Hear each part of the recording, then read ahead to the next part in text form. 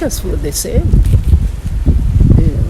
I feel the same. Maybe I sound a bit more boring than usual, but I can see the difference. All this fuss we make about age.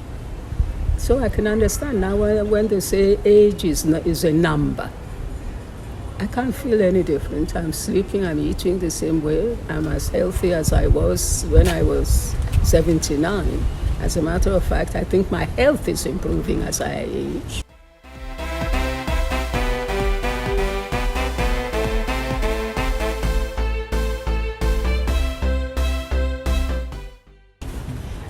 I may not have the same level of strength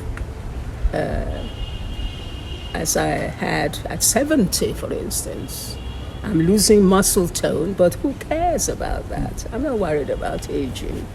It's how you feel. But I think my marbles are in good nick. I'm thinking all right. But then that's because I feel that the major engine of one's body and life is your mind. And so I believe as long as I keep my mind ticking away nicely, I'm okay. Because that really is what aging is all about for me. Physical mobility. I'm still fearfully ambulatory, and I have cognitive strength is what I can call it. I don't see, I like to think that my memory is fine. I remember things. So I don't really, apart from being a number, and it is a fascinating number to know that one has lived for 80 years, but I ask myself, so what have I been doing in 80 years? Because it's gone so fast. Anyway, apart from that, but I dare say I had achieved something. I don't know what it is that I've seen in 80 years that is so memorable. But actually, I had. The world was not like this 60 years ago.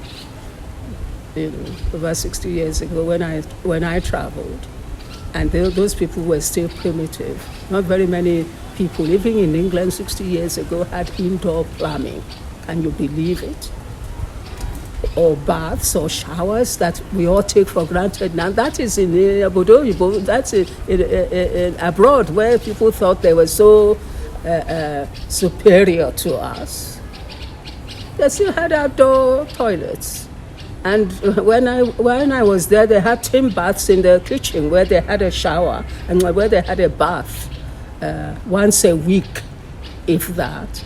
And in that tin bath with the same water, daddy will bathe, mommy will bathe, and the children will bathe. This was in my time when I was in England. That was 60 years ago. So, no, I walk it all back that I hadn't noticed what had happened in the time. A lot had happened. So now everybody has the slickest of homes and lovely baths. But there was a research carried on recently by a makeup manufacturer, in which they found out that even though people now have baths indoors, not many people actually take a bath in the morning. Can you believe that?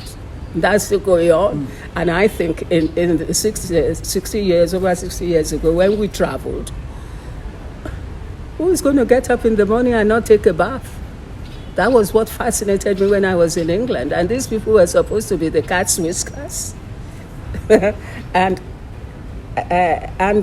if you were wanting to have a bath, everybody was up in arms, but because it was post Second World War, of course, everything was tight. So electricity and water and everything. So you came from Africa and I want to take a bath every morning, and nobody could understand why I was sort of fussy about it. Yeah.